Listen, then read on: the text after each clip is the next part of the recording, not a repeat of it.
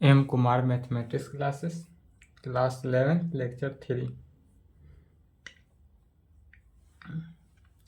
क्या स्टार्ट किए थे? Solid geometry.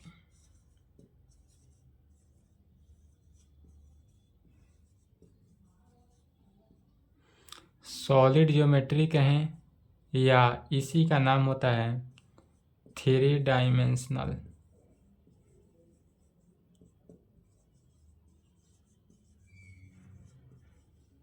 या इसका क्या नाम होता है? 3 डायमेंशनल ज्योमेट्री कह सकते हैं, या इसी को शॉर्ट फॉर्म में 3D भी कहा जाता है। या इसी में अब यह 11th क्लास के लिए क्या था? इंट्रोडक्शन ऑफ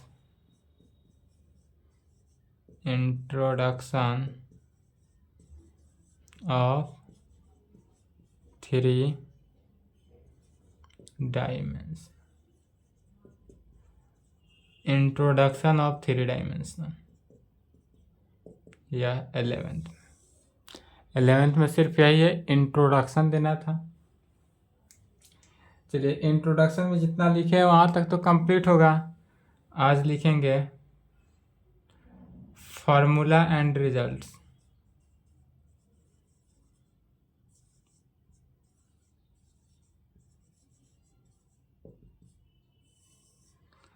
थ्री डी के लिए फार्मूला एंड रिजल्ट में लिखेंगे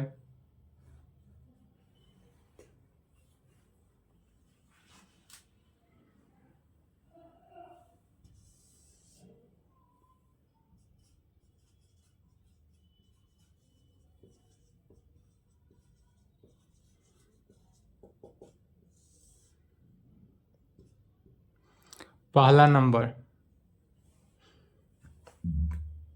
if A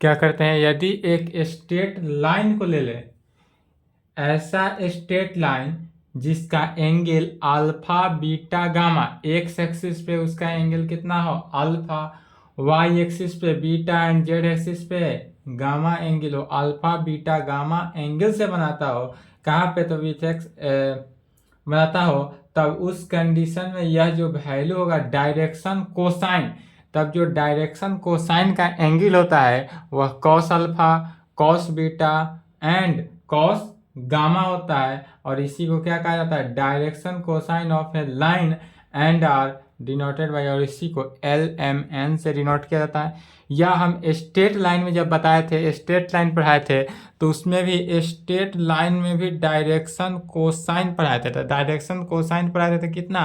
alpha beta angle से। अब यहाँ पर अल्फा बीटा गामा एंगल से देखना है। वहाँ भी अल्फा बीटा गामा ही एंगल था तीनों कंडीशन में। तो कहेंगे if a straight line makes an angle जिसका एंगल कितना alpha beta gamma, makes an angle alpha beta gamma with x axis, y axis and किस पे? एक्स एक्सिस पे होगा, वाई एक्सिस पे होगा एंड जेड एक्सिस। देन तब cos alpha, cos beta and cos, तब cos alpha, cos beta and cos gamma are called direction cosines.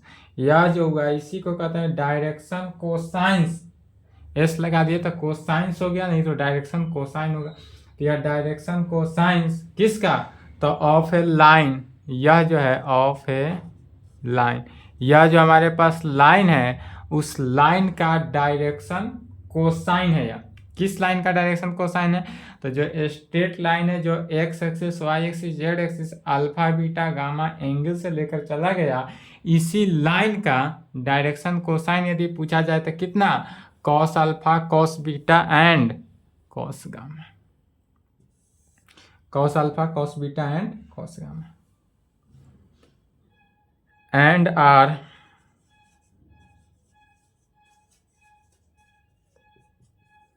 Denoted by, और इसको डायरेक्शन कोसाइन को किस तरह से डिनोट किया जाता है, तो डिनोटेड बाई LMN, इसको LMN से डिनोट किया जाता है। अर्थात कह सकते हैं 10 कहा जा सकता है कि L का वैल्यू क्या हुआ कॉस अल्फा, M का value cos beta and N का वैल्यू कॉस गामा। क्या होगा, L का value cos alpha, cos beta and cos gamma.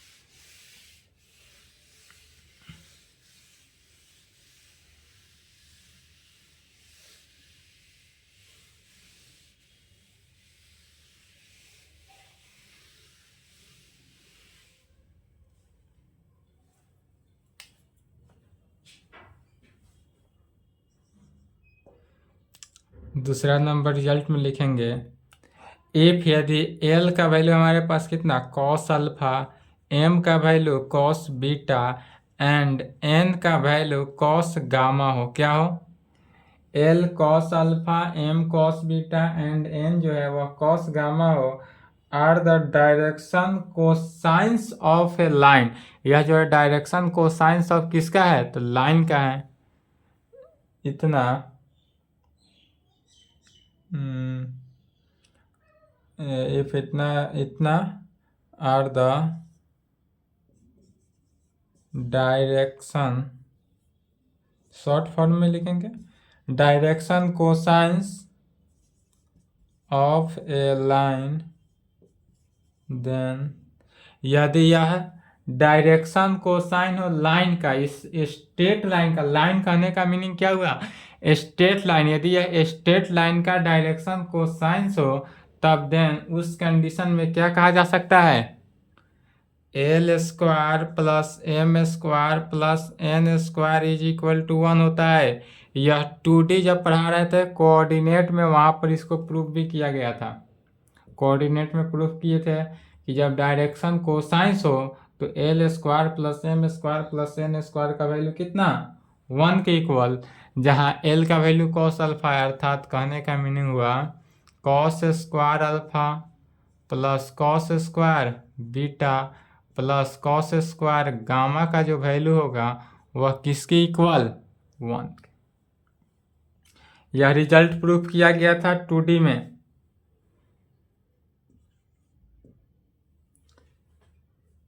Direction ratio भी पढ़ाया गया था। इफ यदि डायरेक्शन रेशियो, ये सब के सब कहाँ से 2D से आ रहा है। यह था कि 2D में 2 लेकर चलते थे, यहाँ पर ट्रिपल लेकर चला जा रहा है, बस इतना ही का अंतर है। इफ यदि direction ratios of a line ABC, यदि हम डायरेक्शन रेशियो ले लेते हैं ABC का लाइन का, यह जो हुआ ABC यदि कोई लाइन है, इस लाइन का डायरेक्शन रेशियो या लाइन का डायरेक्शन रेशियो हो, देन तब डायरेक्शन कोसाइन क्या होगा। यह डायरेक्शन रेशियो है, अब डायरेक्शन कोसाइन निकालना है, तो डायरेक्शन कोसाइन क्या होगा, direction cosine A by root under A square plus B square plus C square, दूसरा में B बटे root under A square plus B square plus C square, और C बटा root under A square plus B square plus C square.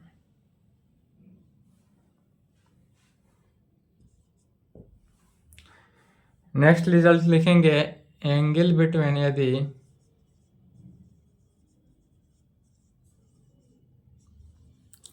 Angle between 2 lines, 2 line के बीच का angle निकालना है, हैविंग जिसमें डायरेक्शन कोसाइन यदि L1 M1 N1 and L2 M2 N2 यदि दो लाइन का डायरेक्शन कोसाइन दिया हुआ है, डायरेक्शन कोसाइन कितना दिया है L1 M1 N1 and L2 M2 N2, तब इस दोनों के बीच का एंगल निकालना है।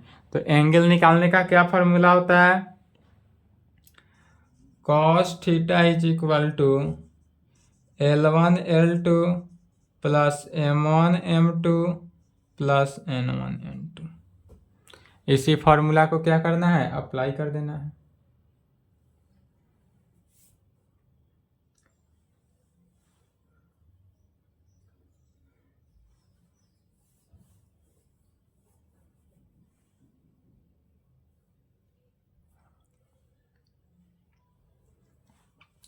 अब देखते हैं यदि दो लाइन आपस में परपेंडिकुलर हो या एक दूसरे के पैरेलल हो, उस दोनों कंडीशन में क्या होगा।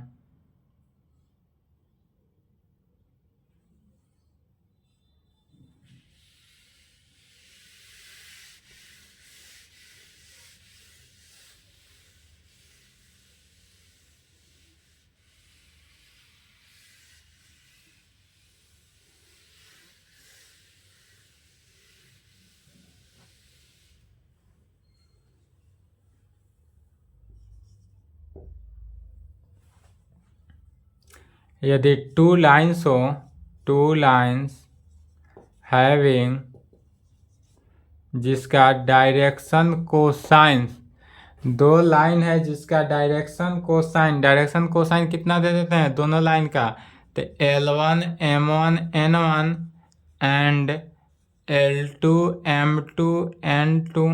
यदि दोनों लाइन का डायरेक्शन कोसाइन इतना है तब आर, इसमें दो कंडीशन, यदि यह परपेंडिकुलर होगा तब क्या होगा, और दूसरा कंडीशन यह हो सकता है कि यह पैरेलल होगा दो लाइन का डायरेक्शन, तो अब क्या होगा।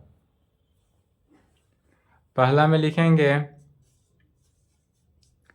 Perpendicular to each other. यदि यह परपेंडिकुलर है तब परपेंडिकुलर होगा तो क्या होगा, इफ यदि L1 L2 plus M1 M2 plus N1 N2 का वैल्यू जो है वह किसके, जीरो के इक्वल होगा। जब दो लाइन आपस में, जो दो लाइन का डायरेक्शन कोसाइन गिवन है और वह परपेंडिकुलर होगा, तो जब परपेंडिकुलर होगा तो दोनों के डायरेक्शन कोसाइन के फर्स्ट को फर्स्ट के साथ, सेकंड को सेकंड के साथ, थर्ड को थर्ड के साथ मल्टीप्लाई करने पर वह किसके, जीरो के बराबर हो जाता है। यदि यही पैरेलल के कंडीशन में हो, पैरेलल टू ईच अदर, यही यदि पैरेलल हो तब क्या कहेंगे, तो जब पैरेलल टू ईच अदर हो तब उस कंडीशन में अब मल्टीप्लाई नहीं करके क्या करते हैं, डिवाइड करते हैं, और सभी आपस में एक दूसरे के इक्वल होता है, अर्थात L1 by L2 is equal to M1 by M2 is equal to N1 by N2।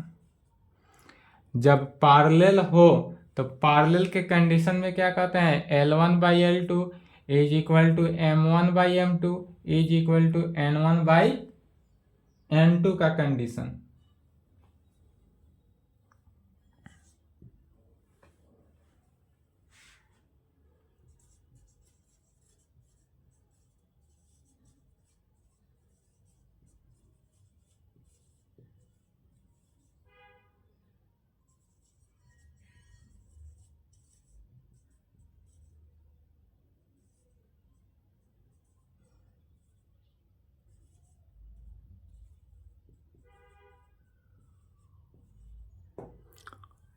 अब ध्यान देंगे 6 नंबर पॉइंट क्या कर रहे हैं, तो एंगल बिटवीन टू लाइन, दो लाइन के बीच का एंगल निकालना है, हैविंग जिसका डायरेक्शन रेशियो इतना दिया हुआ है। इसमें चौथा नंबर में देखेंगे तो एंगल निकाले थे, लेकिन इसमें क्या था, डायरेक्शन कोसाइन दिया हुआ था, अब यहाँ पर डायरेक्शन रेशियो दिया हुआ है। तो जब डायरेक्शन रेशियो दिया हो तब उसके बीच का एंगल निकालने का फॉर्मूला लिखेंगे cos theta is equal to A1 A2 plus B1 B2 plus C1 C2 divided by root under पहला का A1 square B1 square C1 square into root under second वाला A2 square B2 square C2 square. क्या हुआ? तो यदि angle between two lines having यदि direction cosine given था, तो जब डायरेक्शन कोसाइन गिवन हो तब उसके बीच का एंगल निकालने का फॉर्मूला याद रखेंगे cos theta is equal to L1 L2 plus M1 M2 plus N1 N2 होता है। लेकिन जब डायरेक्शन रेशियो गिवन हो तो डायरेक्शन रेशियो यदि दो डायरेक्शन रेशियो गिवन हो तब उसके बीच का एंगल निकालने का फॉर्मूला क्या होगा?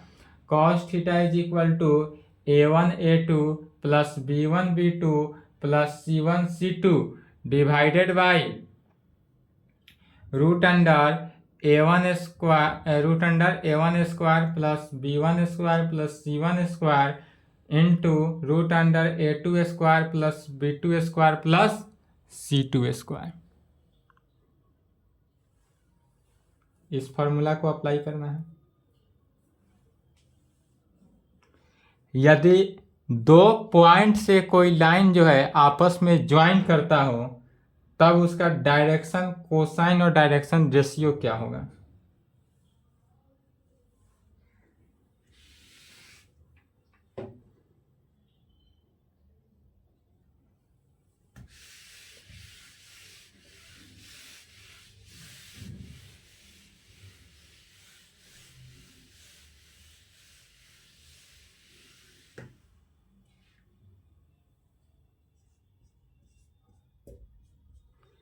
सेवन नंबर पॉइंट में लिखेंगे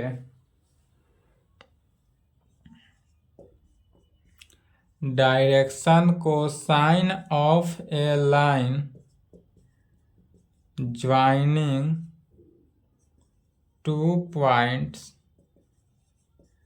यदि P एक पॉइंट है जिसका coordinate x1 y1 z1 and Q point लेते हैं जिसका पॉइंट x2 y2 z2 ले लेते हैं।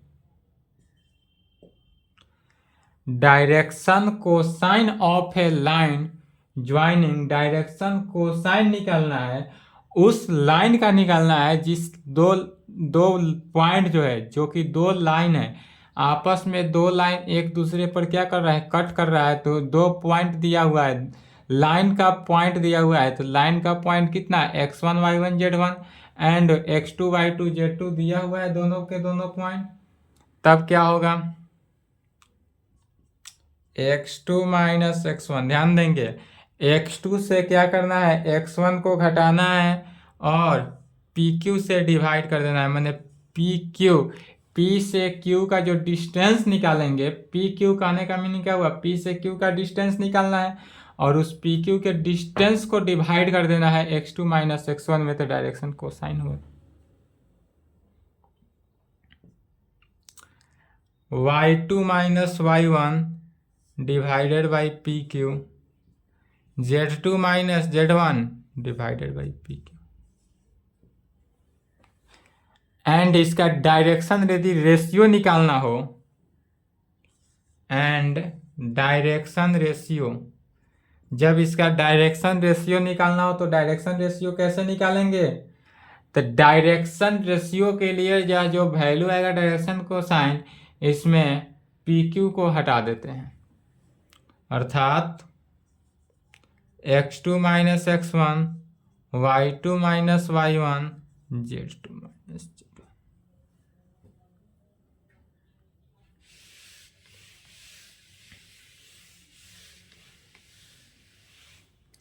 इतना ही रिजल्ट को याद रखना है और क्वेश्चन बनाना है।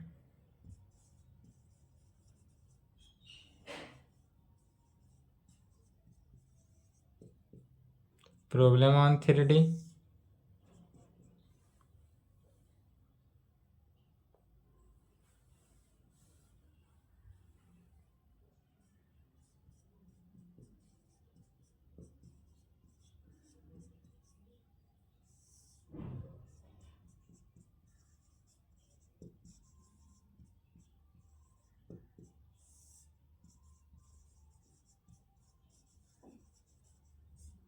चलिए आज की क्लास को यहीं पर संपन्न करते हैं। इसके आगे जो है एक्सरसाइज एनसीईआरटी बुक से बनाएंगे और अदर बुक भी बनाएंगे। अदर बुक में दिक्कत हो तो भी संपर्क कर लेंगे, ठीक है।